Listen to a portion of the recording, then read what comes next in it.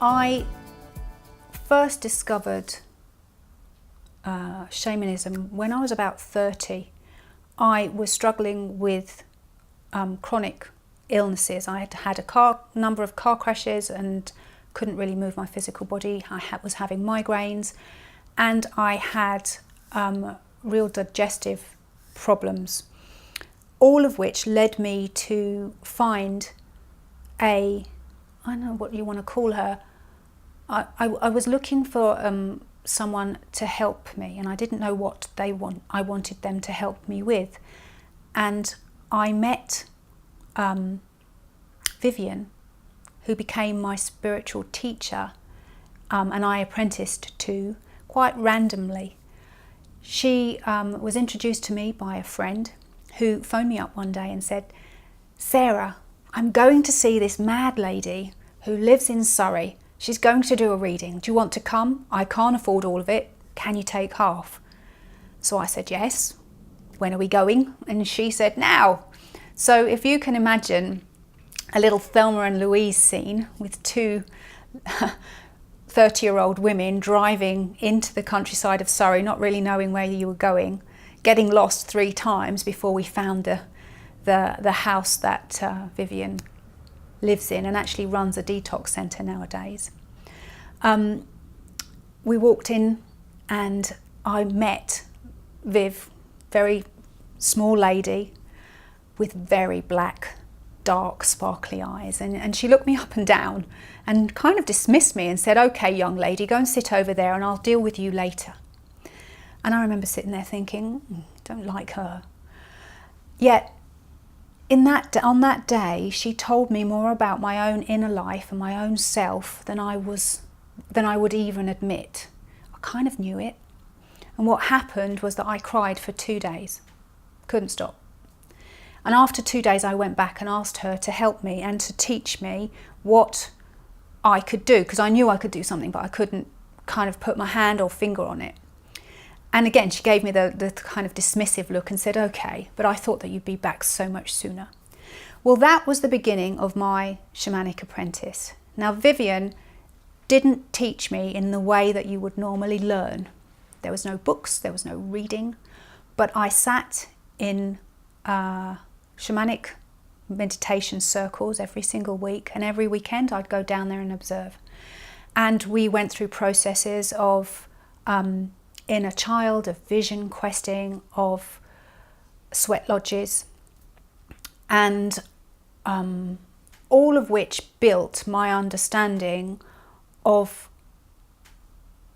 the spiritual realm and the shamanic ways of accessing it. It also, part of the apprenticeship was getting to know myself.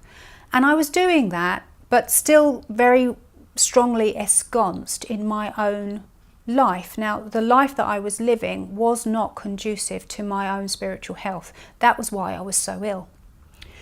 And 5 years in, it became really clear to me that in order for me to fully change, I had to change my outside world. I had to start to live an authentic life, rather than living a life that looked great on the outside and was easy, but was really a place where I wasn't heard, where I wasn't seen, and where I was being really fake, because I wasn't being true to myself. I didn't really know who I was.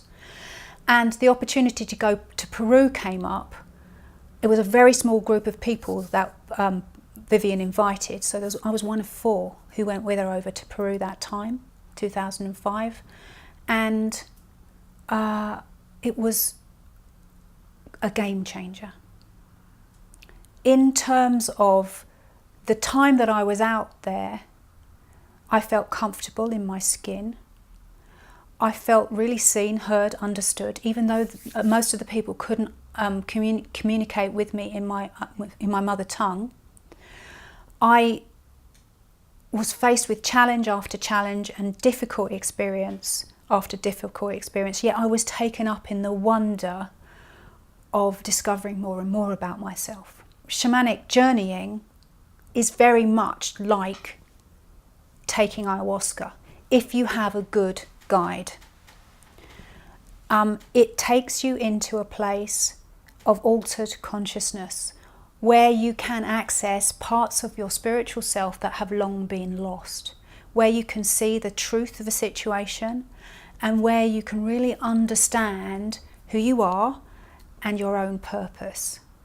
And in Peru, I was gifted the ability to hold space for one, two, many people in a shamanic journey.